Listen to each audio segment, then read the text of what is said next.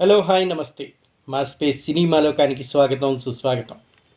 మరో చిత్రంతో ఈరోజు మీ ముందుకి మీ సినిమా లోకం నంబూరి రివ్యూస్. చిత్రం పేరు యుఫోరియా.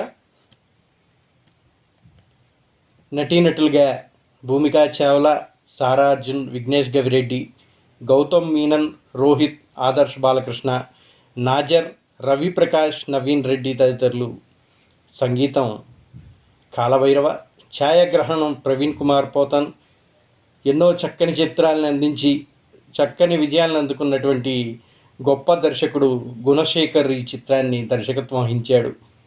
చిత్ర నిర్మాతలుగా నీలిమా గుణ, రాగిణి గుణ, యుక్తాముక్తి కలిసి నిర్మించినటువంటి ఈ చిత్రం ఈరోజు ఫిబ్రవరి 6వ తారీఖున రిలీజ్ అయ్యి మంచి మన్ననలు పొందుతుంది అంటున్నారు. మరి నిజంగా అంత చక్కగా ఉందా ఈ సినిమా? ఈ సినిమాలో ఉన్న లోటుపాట్లు ఏంటి? అందరినీ అలరిస్తుందా లేదా అనేది ఇప్పుడు మన రివ్యూలో తెలుసుకుందాం. గుణశేఖర్ ఎన్నో విజయవంతమైన చిత్రాలకి కేర్ ఆఫ్ అడ్రస్. కానీ కొన్నాళ్ళుగా ఆయన సినిమాలు ఏవి ఆశించిన స్థాయిలో అలరించలేకపోతున్నాయి ఎందుకో. ఈ నేపథ్యంలోనే ఈసారి విజయమే నా లక్ష్యం అంటూ ముందుకొచ్చాడు. యువతరాన్ని దృష్టిలో పెట్టుకుని తీసిన చిత్రంగా యూఫోరియాని తీసుకొచ్చాడు అని చెప్పంటున్నాడు. మరి ప్రేక్షకులకి ఈ చిత్రం ఎలాంటి అనుభూతిని పంచింది అనేది ఇప్పుడు చూసుకుందాం. కథ విషయానికి వస్తే చైత్రగా సారా అర్జున్ ఓ పెద్దంటి అమ్మాయిగా కనిపిస్తూ ఉంటుంది. చదువుల్లో టాపర్, ఐఏఎస్ అవ్వాలన్నది తన లక్ష్యం. దానికోసమే పట్టుదలగా పరీక్షలకు సిద్ధమవుతూ ఉంటుంది. ఓ రోజు తన మిత్రురాలు ఓ పబ్ పార్టీకి పిలవడంతో అమ్మా నాన్న అనుమతితో ఆ పార్టీకి వెళ్తుంది. అక్కడే విఘ్నేష్ గవిరెడ్డితో పాటు అతని మిత్ర బృందాన్ని పరిచయం అవుతుంది. చైత్ర అందచందాలు చూసి ఆకర్షితుడైన వికాష్ ఆమెపై కన్నేస్తాడు. తను తిరిగి వెళ్తున్న సమయంలో కారులో సరదాగా బయటికి వెళ్దామని ఆఫర్ చేస్తాడు. అయితే వికాష్పై స్నేహభావంతో అతని కారెక్కుతుంది చైత్ర. వికాష్ కారెక్కిన చైత్రకు చేదు అనుభవం ఎదురుతుంది. డ్రగ్స్ మత్తులో ఉన్న వికాస్తో పాటు అతని మరో 4 మిత్రులు ఆమెపై దారుణ రీతిలో అత్యాచారానికి పాల్పడతారు. మరి ఆ తర్వాత ఏమైంది? రాష్ట్ర వ్యాప్తంగా సంచలనం సృష్టించిన ఈ rape case city commissioner Jayadev మన గౌతమ్ మీనన్ ఎలా ఛేదించాడు? పేరు మోసిన రాజకీయ నేతలు, వ్యాపారవేత్తల పిల్లలు నిందితులుగా ఉన్న ఈ కేసుని పరిష్కరించే క్రమంలో ఎదురైన సవాళ్ళేంటి? ఈ కథలో వింధ్య వేములపల్లి మన భూమిక నటించారు. ఆ పాత్రకు ఉన్న ప్రాధాన్యత ఏమిటి? నేను నేరం చేశాను, శిక్ష విధించండి అంటూ హైకోర్టు మెట్లెక్కిన భూమికా చావ్లా కారణం ఏమిటనేది ఈ చిత్రంలో చూస్తేనే అర్థమవుతుంది అంటున్నాడు మన డైరెక్టర్. కమిషనర్ జయదేవ్ ప్రారంభించిన ఆపరేషన్ యుఫోరియా లక్ష్యం ఏంటి అన్నది ఈ కథలో చూస్తేనే తెలుస్తుంది అంటున్నారు. అదే మొత్తం మిగిలిన కథగా చెప్పారు. యువతరం మాదక ద్రవ్యాలకు అలవాటు పడితే ఏమవుతుంది? ఆ మత్తులో విచక్షణ కోల్పోయి చేసే తప్పులకి పిల్లల జీవితాలతో పాటు కన్నవాళ్ళ జీవితాలు ఎలా తలకిందులవుతాయి అనేదే ఈ చిత్ర సారాంశంగా ఉంది. 2 తెలుగు రాష్ట్రాల్లో సంచలనం సృష్టించిన జూబ్లీహిల్స్ పబ్ అత్యాచార ఘటనతో పాటు మరికొన్ని కీలక సంఘటనల్ని స్ఫూర్తిగా తీసుకొని ఈ కథని అల్లుకున్నాడు గుణశేఖర్. నిజానికి ఈ చిత్ర ట్రైలర్తోనే ఈ సినిమా కథ ఏంటి, అది ఎలా సాగుతున్నది అనేది ఒక క్లారిటీ వచ్చే విధంగా ఉంది. కాకపోతే దీన్ని ఆయన తెరపై ఏ క్షణంలో ఆవిష్కరించారు, దీనిపై ఎంత లోతుగా చర్చించారనేదే ఆసక్తి రేకిస్తుంది. అత్యాచార ఘటనకు సంబంధించిన వార్తల్ని అన్నింటినీ ఓ దగ్గర పోగేసి తీసిన సినిమాలా ఇది కనిపిస్తుంది. దీంతో కొంచెం ఆసక్తికర డ్రామాగా సాగాల్సిన మూవీ ఓ డాక్యుమెంటరీలాగా కొంచెం అనిపిస్తుంది. టైటిల్ కార్డ్స్తోనే వికాస్ గ్యాంగ్ని, వాళ్ళ లైఫ్ స్టైల్ని పరిచయం చేసిన దర్శకుడు ఆ వెంటనే భూమిక పాత్ర కోర్టు మెట్లు ఎక్కడాన్ని చూపించి కథపై ఒక ఆసక్తి అనేది కలిగించాడు. ఇక చైత్ర అత్యాచార ఘటన కేసు ఇన్వెస్టిగేషన్ మొదలయ్యాక కథలో కాస్త సంఘర్షణ కనిపిస్తుంది. ఈ కేసులోని నిందితులుగా కమిషనర్ జయదేవ్ నిందితులతో మన జయదేవ్ వ్యవహరించే తీరు ఆసక్తి రేకిస్తూ ఉంటుంది. కమిషనర్గా గౌతమ్ మీనన్ అద్భుతమైన నటన చూపించాడు.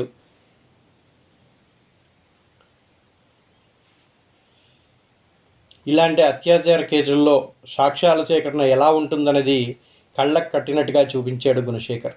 ఈ క్రమంలో వచ్చే కొన్ని సన్నివేశాలు సున్నిత మనస్కులకి ఇబ్బందికరంగా అనిపించవచ్చు.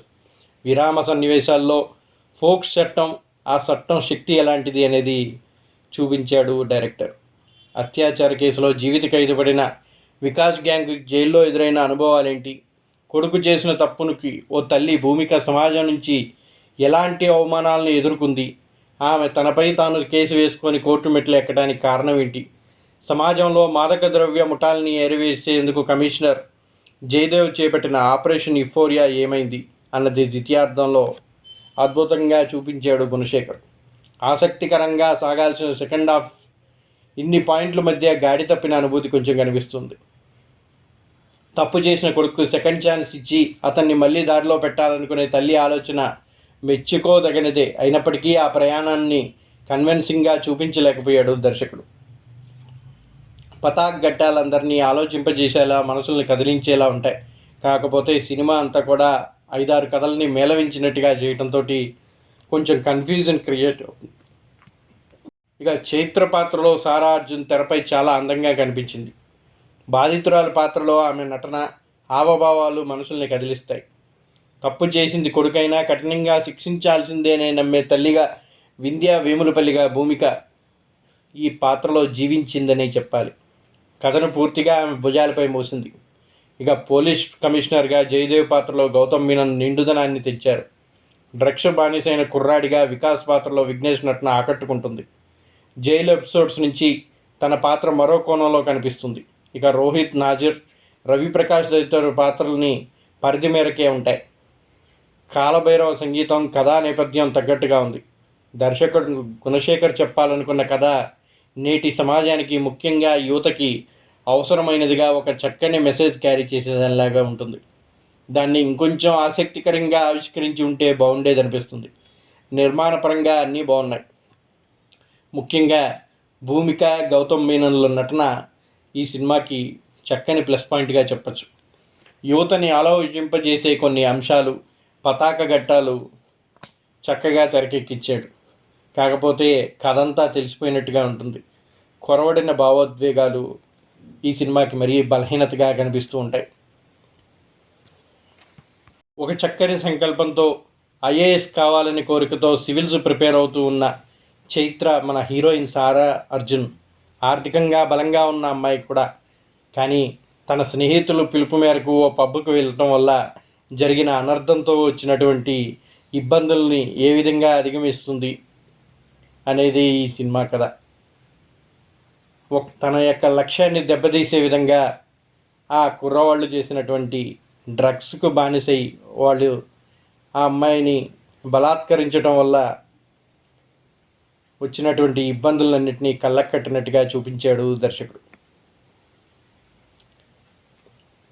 చైత్ర ఈ విషయాన్ని తన తల్లిదండ్రుల ద్వారా పోలీసులకు ఫిర్యాదు చేస్తుంది. రాష్ట్ర వ్యాప్తంగా సంచలనం రేపిన ఈ కేసు గౌతమ్ మీనన్ కమిషనర్ జయదేవ్గా ఛేదించేందుకు రంగంలో దిగుతాడు. అయితే చైత్రను అత్యాచారం చేసిన 5 కుర్రాళ్ల బ్యాక్గ్రౌండ్ చాలా బలంగా ఉంటుంది. వారిలో సంపన్న కుటుంబాలకి చెందిన వారితో పాటు రాజకీయ, వ్యాపారవేత్తల పిల్లలు ఉన్నారు. ఇలాంటి క్లిష్ట సమయంలో కమిషనర్ జయదేవ్ కేసుని ఎలా ఛేదించాడు, ఈ కేసులో నేను కూడా నేరం చేశానని భూమిక వింధ్యా వేములపల్లిగా ఎంట్రీ ఇస్తుంది. ఇంతకీ ఆ నేరం, ఆమెకున్న సంబంధం ఏంటి, తనకు శిక్ష విధించాలని హైకోర్టుని ఎందుకు కోరుతుంది, ఈ కేసును డీల్ చేస్తున్న సిటీ కమిషనర్ జయదేవ్ వింధ్య చేసిన సాయం ఏంటి, తప్పు చేసిన వారికి శిక్ష పడేలా వింధ్య ఎలాంటి సాహసం చేసింది తెలియాలంటే యూఫోరియా పూర్తిగా చూడాల్సిందే. ఒక 17 ఏళ్ల బాలికపై జరిగిన గ్యాంగ్ రేప్ దేశవ్యాప్తంగా తీవ్ర ఆగ్రహాన్ని రేపింది. ఇది 2022 మే 28న హైదరాబాద్ జూబ్లీ హిల్స్లో ఇటువంటి ఒక కేసు నమోదైంది. ఈ ఘటనలో 6 మంది యువకులు పాల్గొన్నారు. ఈ ఘటనతో పాటు మరికొన్ని కీలక సంఘటనలు స్ఫూర్తిగా తీసుకొని అన్నిటినీ కలిపి మేళవించి ఈ సినిమా కథని రూపొందించాడు మన గుణశేఖర్. నేటి యువతరానికి విచ్చలవిడిగా తమ ఆనందం కోసం మాదక ద్రవ్యాలకు బానిసలై ఎలాంటి నేరాలకు పాల్పడుతున్నారు, వాటి వల్ల వాళ్ళు ఏ విధంగా ఇబ్బందులు పడుతున్నారు, ఈ కేసు ఎంత పవర్ఫుల్గా ఉంటుంది, దానివల్ల వాళ్ళ లైఫ్ ఏ విధంగా నాశనం అవుతుంది అనేది చూపించాలనుకున్నాడు గుణశేఖర్. ఈ సినిమా ప్రారంభం నుంచి ఇంటర్వ్యూల వరకు మనం రెగ్యులర్గా న్యూస్లో చూసిన విధంగానే పలు అత్యాచార సంఘటనలు కళ్ళ ముందు కదులుతాయి. మైనర్ల మీద అత్యాచారం అనే ఘటనలు విన్న ప్రతిసారి మనలో కోపం కట్టలు తెంచుకుంటుంది. ఇలాంటి సీన్స్ని పదే పదే కనిపించడంతో మూవీలో ఉన్న ఆసక్తి కాస్త తగ్గినట్టుగా అనిపిస్తుంది. సినిమా చూస్తున్నామనే ఫీలింగ్ కూడా అనిపిస్తూ ఉంటుంది. సినిమా ప్రారంభంలోనే చైత్రపై వికాస్ గ్యాంగ్ చేసిన అత్యాచార ఘటన చాలా భయాందోళనలు కనిపిస్తూ ఉంటాయి. ఈ కేసులో వెంటనే కదలిక రావటం, ఆపై భూమిక తెరపై కనిపించడం వంటి సీన్లు